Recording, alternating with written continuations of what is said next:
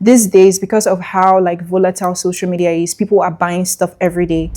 I believe that if these two processes are fixed, people are going to buy from your business. What is interesting is that I've seen in businesses that this WhatsApp DM conversation is what people prefer to like actual website buying. So high numbers of likes, engagement, followers even doesn't always translate to sales numbers. And as a business owner, your main focus, do not shift from it, is making money for your business. Always have the question in mind, like, who are my actual customers? What to make them very impressed, and then test it out in a small capacity. And then if it works out, you do more of it. One of the things I see smart brands doing is a multi-channel strategy. I've talked about the fact that if you're a small business, you want to start with like TikTok, you want to start with WhatsApp, you want to start with Instagram. If you're a business and you're ready to scale, this is one of the things that you look at.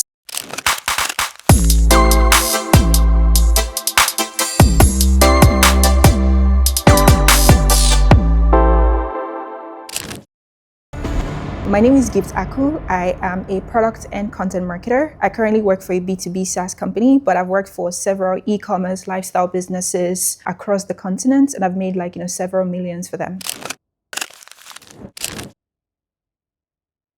So I will tell them to look at their conversion rates, their average order value, and then their repeat purchase rate. So let me just explain them very simply. Conversion rate is how many people are showing interest in your products across maybe your social media following, or the impressions on a web page, and how many people are actually converting. So let's say on your web page, from an ad that you make people visit, and then there are 10,000 people who are visiting the page, and then at the end of the day 200 people buy your product, then you can divide that particular number and just be like, okay, this is the percentage of how many people are actually purchasing from me. And then your average order value is essentially what your revenue is, and then the amount of people who are buying from you. So let's say you are making ₦1 million and 20 people have bought from you to make that ₦1 million, then you divide that particular number, and then that's your average order value. And then your repeat purchase, essentially the people who are, so if a customer buys from you, 200 people buy from you, and then 50 people come back and then want to repeat a particular purchase. That is the number that you should look at. In terms of industry benchmark, there are global industry benchmark for these numbers but for an African audience, there's no benchmark. But I would say for your conversion rates, anything below 5% is worrying. If you have something more than 5% going into 10%, 11%, 15%, 20% is a great number. I'll say the same for the average order value. So if your average order value is also, there's also global standards to this. So 2026 is here. How will your business grow this year? Will it be through partnerships? Will it be through sales? Will it be through content? Will it be through funding? At a great conversation masterclass and workshop, we are teaching exactly that. Practical strategies to create content that sells, secure partnerships, close more sales, and raise funds your business needs. Join me and other operators to double your business growth in 2026. Spots are limited. Reserve yours today.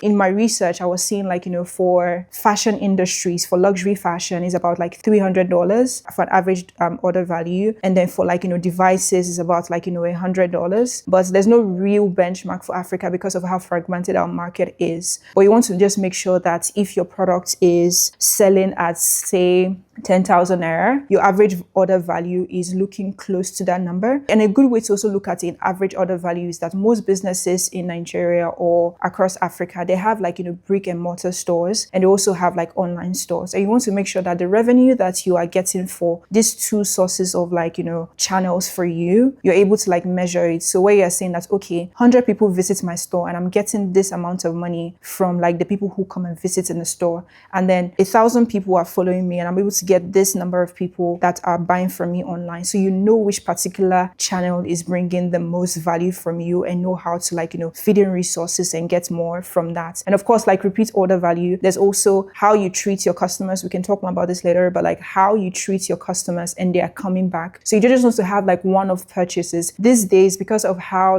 volatile social media is, people are buying stuff every day. You don't want people to just buy from you once and forget about you. So you want to make sure that you have, first of all, a good customer experience, you're making sure that, they have received their products, you're getting feedback from them, and then you're also just checking up on them once in a while and just making sure that, they come and repeat purchase from you. And there's also a way to make sure that when you're running your ads, you are retargeting people who have purchased from you or they've seen your brand before. So making sure that, your purchase rate is also high as well. So those are the 3 numbers that I would say if you want to do a health check for your business, those are the numbers to look at. So I would say it is like building trust and also like the operations around payment. I believe that if these 2 processes are fixed, people are going to buy from your business. There's a lot of people who are buying online right now. There are a lot of competitors, right? You want to make sure that you're standing out. And the ways to stand out is to make sure that, these days, if you're in any place, like a lot of people are very skeptical. They're buying, but they're also skeptical. They'll buy from brands that they know or their friends have bought from before, and then they've had like a good review too. So if you don't have all of those assets and you want like a first time buyer, what do you need to do? You need to make sure that wherever they are visiting, either your website or either your TikTok page or your Instagram page, it is showing like, actual client reviews. It is showing the face of the founder or the face of the employee. It is showing like actual reviews from like people who have used your brand. Recently, I made an order. I was buying like a microphone and it was like an impulse purchase. I noticed something that I wanted. The one that I have was spoiled. And then immediately I just like sent a message to them. This is the first time I was buying from the brand. I already did like, my own quality checks. And immediately I did that. They replied to me in like 5 seconds. It was almost like a bot. I don't know if it was a bot, but their operations was wired to like reply to me almost immediately. And it was something that they processed my order really fast. They were super respectful. Their customer service was tight and it just made me like super trust them. They gave me all the information that I needed, even before I asked in terms of like, how long does delivery take? Some businesses wait for you to ask. Immediately they asked what my location is. They said what the delivery rate was going to be, how long delivery was going to be. I made payments and then they were like, okay, your delivery is coming to you. And it came like, super fast.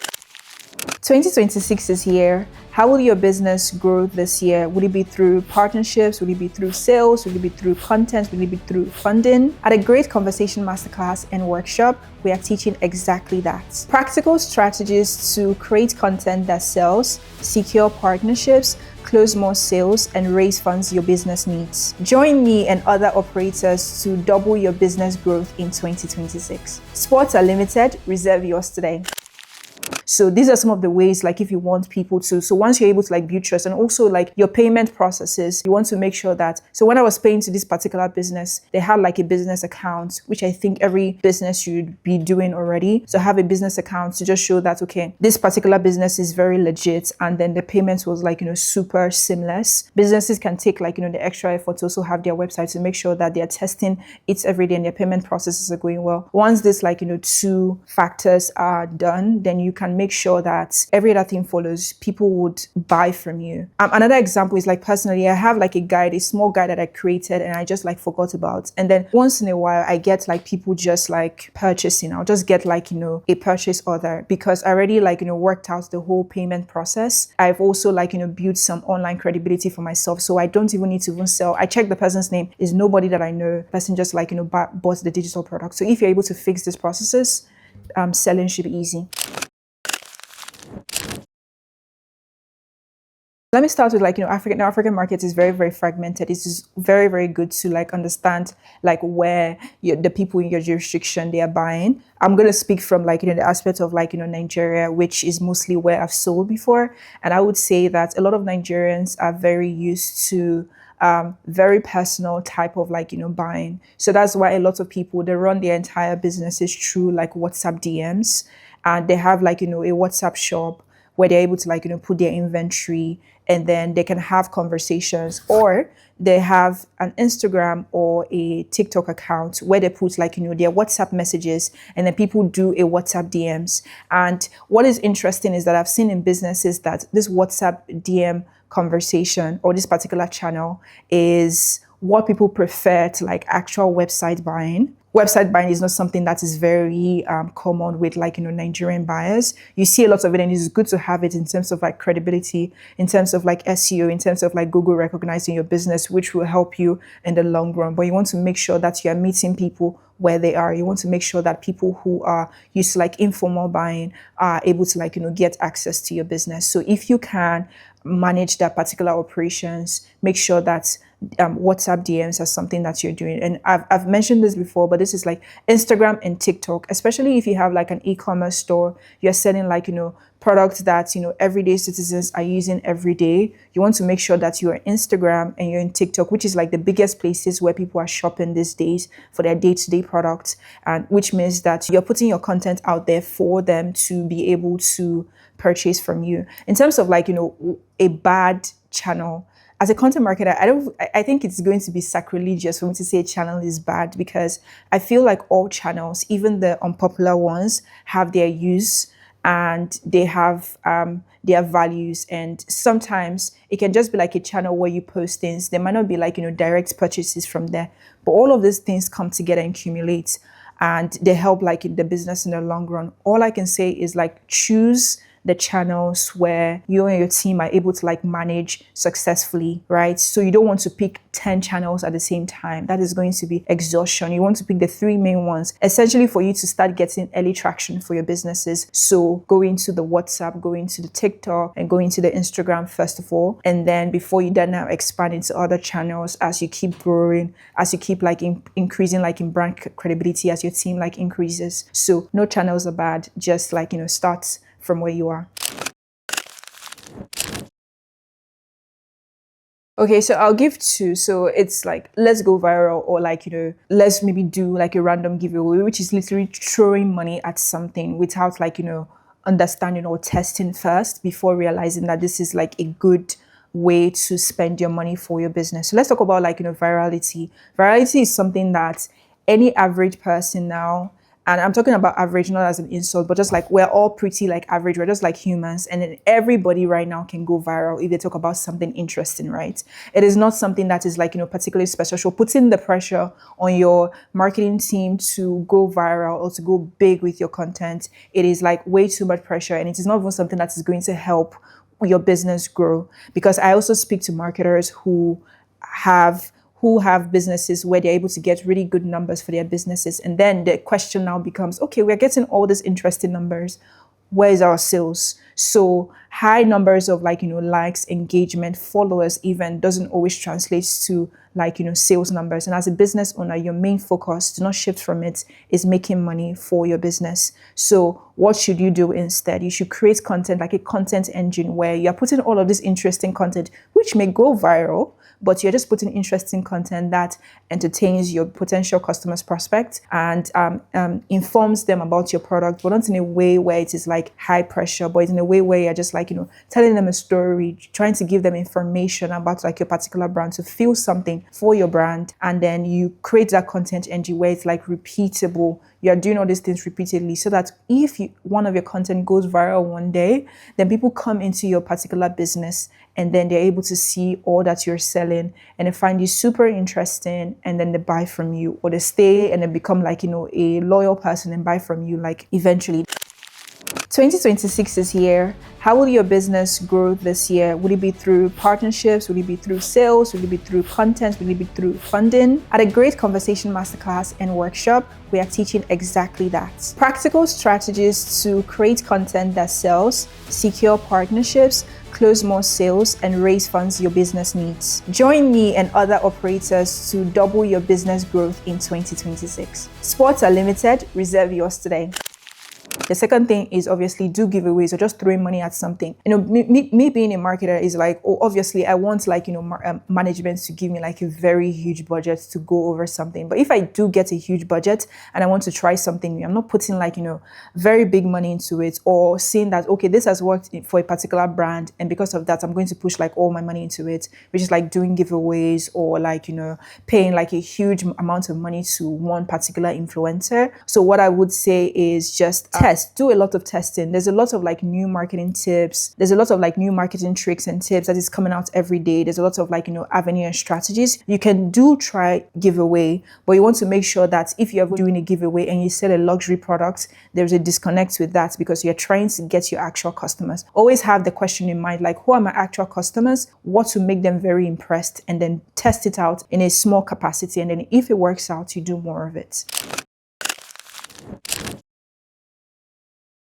One of the things I see smart brands doing is a multi-channel strategy. I've talked about the fact that if you're a small business, you want to start with like TikTok, you want to start with WhatsApp, you want to start with Instagram. And those are like, the three main channels. And then as you grow, you can, branch into other channels. That's already like, a staple. Smart businesses are making sure that they're not just posting the same thing across all the channels. You're not just having like one particular strategy. It might be similar across these particular channels, but you want to make sure that you're creating content for TikTok because the algorithms are very different across like Instagram Reels and TikTok Reels. You don't want to make sure you're just regurgitating the same thing across board. TikTok does a lot more with like, very personable videos, long form stories. A lot of people on Instagram are not just going to scroll and just like see one random story and get hooked. It's more like aligned with like mostly TikTok. Instagram is fast, more story led, but like more campaign driven, a little bit more pretty, but you want to make sure that you're thinking about this channel. So smart brands obviously are narrowing the amount of like,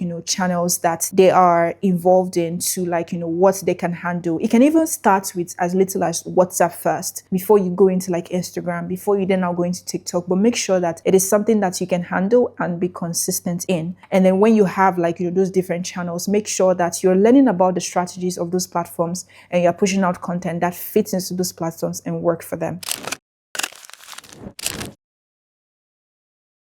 You're ready to scale. Okay, so if you're a business and you're ready to scale, this is one of the things that you look at. So you're looking at the repeat purchase rates. So how many people are coming back and just be like, you know what? Hey, my product is finished. It was super good and I want to buy from you again. So you are first of all measuring like, how many customers are not just buying from you once. It is very important. A lot of people do not think about repeat customers, but it's very important for people to be so satisfied with your business and they come to buy from you. That shows that, your business is ready to expand. Another thing to look at is like organic demand, right? There are some businesses that it's almost interesting to look at how their customers are so involved in their restocking. So I'll give an example. There's a particular fashion brand called Busty. It's owned by like, two amazing women. And there was a problem on Twitter once where people were complaining of how it was annoying that their brand always gets sold out. Do you imagine like that is the problem for their business? They're always getting sold out. So immediately there is a particular purchase. There's a particular like, release of a particular collection in like 30 minutes. And I have been in that like,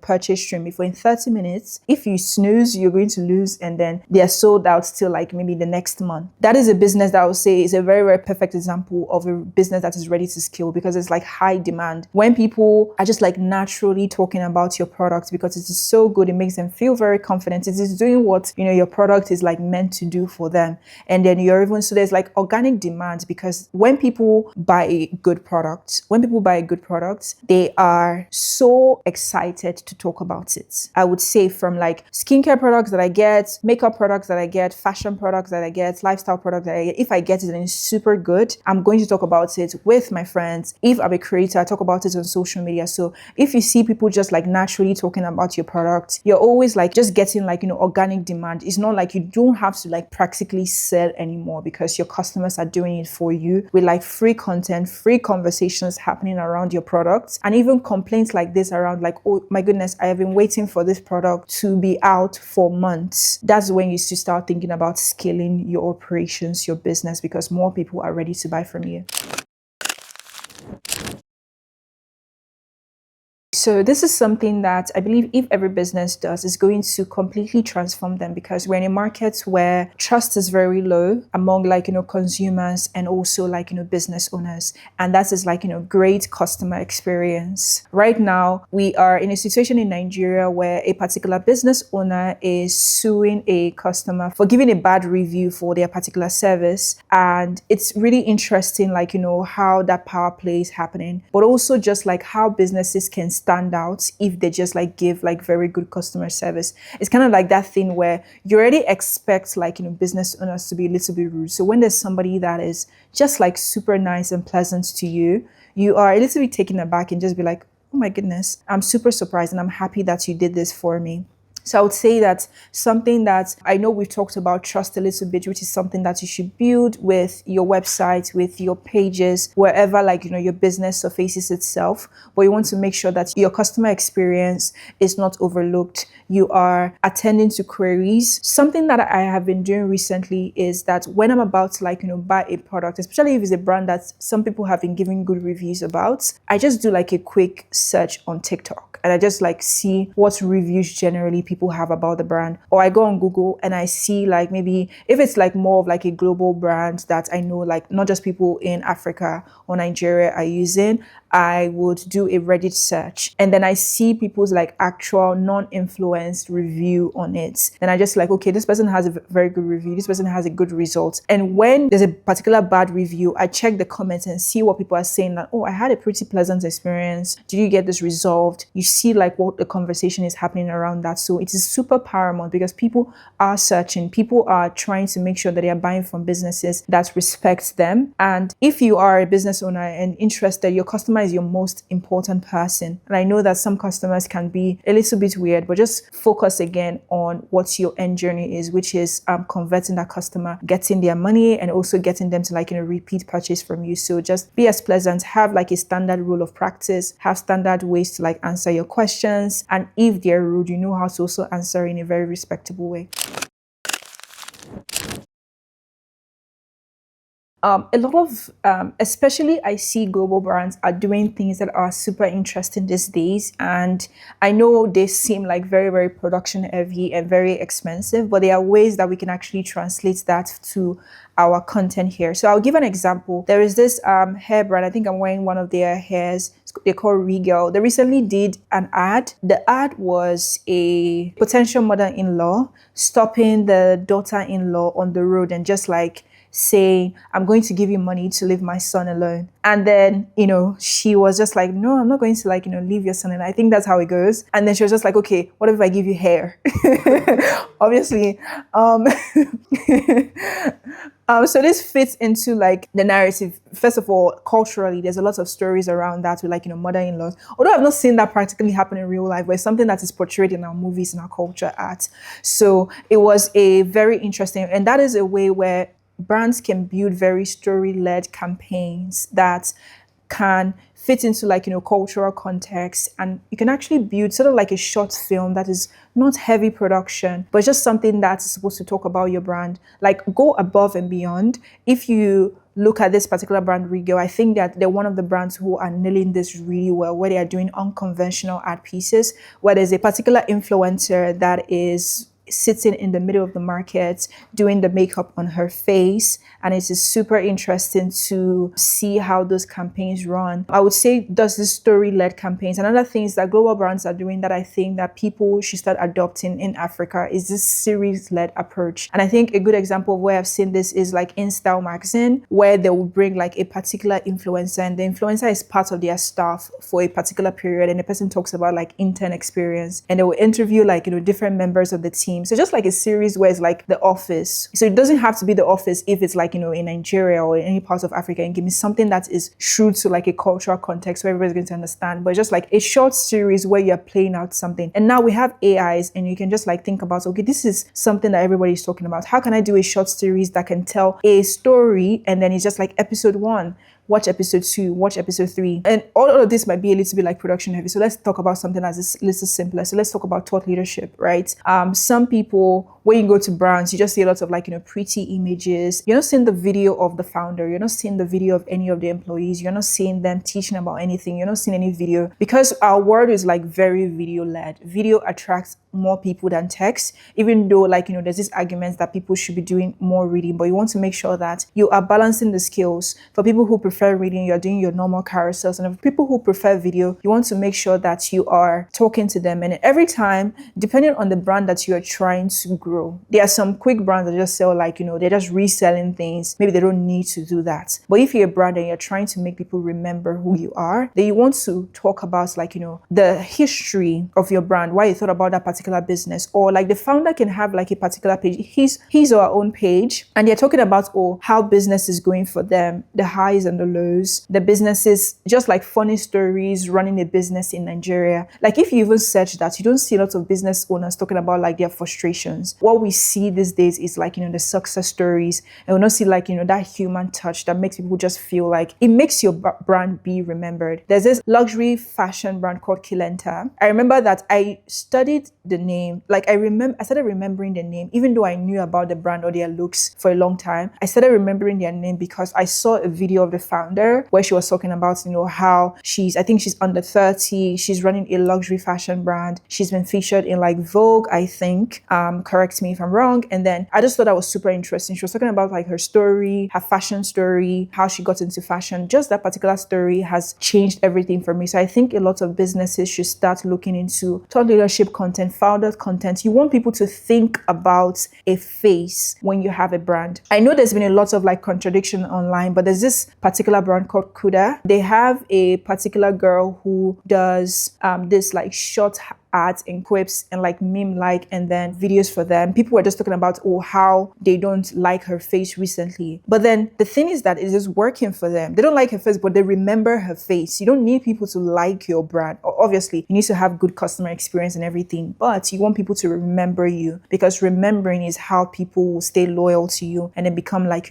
actual customers. So talk about stories, talk about frustrations. Go on TikTok. Even these days I'm doing it myself, and I just talk about like, the things I'm thinking about, what's my experience is as a young woman growing up. And then people are able to like relate. I just talk about like a random thoughts. It is not video edited in any way. I just go on my TikTok, press that I want to record, and I just like put it out there. And then I come back and there's 1,000 likes. And I'm just like, what did I say? So you can do that as a business owner. You've been able to already do the hard work of starting a business. Make people know that you're selling a business. And if you're way too shy, see if you can hire somebody who is able to represent your business in such ways. Some businesses, I think like Opal is a global brand, but they're able to do this very intelligently, where they have their brand where their whole aesthetics is like ongoing, but then they have like a YouTube video that they created just with the face of a particular creator. And then the creator does all like, the teaching of like, okay, this is, I think they talk about mental health or something like, this is how to like think properly. This is how to rest well. And then the creator just does all of this like good content for them. And then at the end of it, references their brand and then helps their recall. So these are some of the interesting things that brands can do to help them to,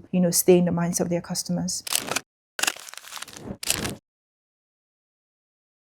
Super interesting, obviously, but you want to make sure that as a business that you have your own channel and you have like, information about your customers that is beyond a particular platform. So if people are getting blocked and they're getting removed from Instagram and TikTok as users every single day, so that could be like a potential customer. So you just don't want to make sure that you have only those two ways of reaching them.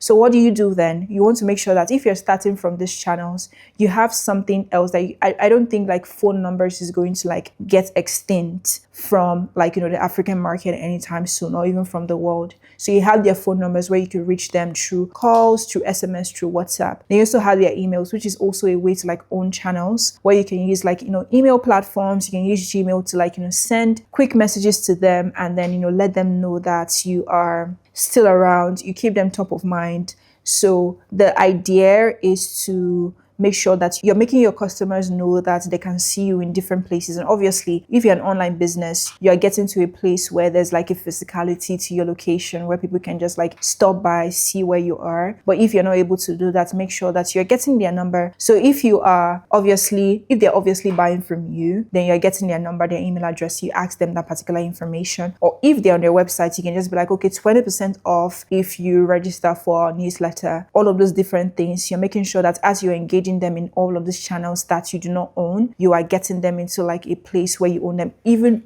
if they've never bought from you before. So it can just be like, something interesting that, okay, we're probably like organizing something, or we're part of like a particular event, and then you just drop by and then you get their information. You should not spam them, but you should have their information in case you need to like, broadcast something to them, something you can own. It is like, this thing belongs to them. It's unlikely that this person is going to lose this anytime soon, as long as they're active. So I would say that this is the way to go. Businesses these days think they need to run more ads, and I think it's really good that people are going into ads, people are putting their money where they want like results from. But I would say that these days ads are getting like super saturated, especially for like the end user and the consumer, in the sense that I recently watched like a series of videos where people are just saying that if they scroll on their TikTok, before TikTok was without ads, and then now you scroll through 2 videos and then the third one is an ad, or you're watching a video and the end of it is an ad, and there's this fatigue and consumers are overwhelmed. Even people are a little bit tired of like spending so much, and the ROI is like suffering. So please, yes, do ads. This is not against like doing ads, but I would say that the main thing to like focus on right now that people are not thinking about enough is building like actual relationships and just like brand consistency, right? So you're making sure that there's a clarity in your brand. What are you selling, and then who are you selling to? You have that in your mind, and then you are putting out content organically, consistently for these people. Ads should be like a good add-on, not like the only thing that you are doing for your particular brand or your particular business, especially if you want it to be a business that stands the test of time, right? A business that people are able to like remember, people that becomes like a household name, or people are able to just like becomes a part of people's lifestyle. You want to make sure that you are producing things organically, building relationships with them through good customer service, good content, good conversations with your customers, good like messaging to them, trying to meet them where they are, building this like subtle business relationship where it's just like between who a business owner is and a customer is. Obviously you're not going to be their best friends, but you are just building a relationship where you are cordial with them and you're able to like think about you when they are making this. Because at the end of the day, the biggest reason why people buy is because they know you, and the biggest channel for people to buy is like referral. So if a friend of mine likes something, there's more chances that I am going to also like it as well. So you want to make sure that you as a business feels like a friend to a particular person, and then they obviously are going to tell their friends, and to their friends you're also being friends as well, so that it's just like one wholesome community of people who trust your product, like what you do, and they will continue to buy from you for their lifetime. And then you have like proper customer lifetime value from each person.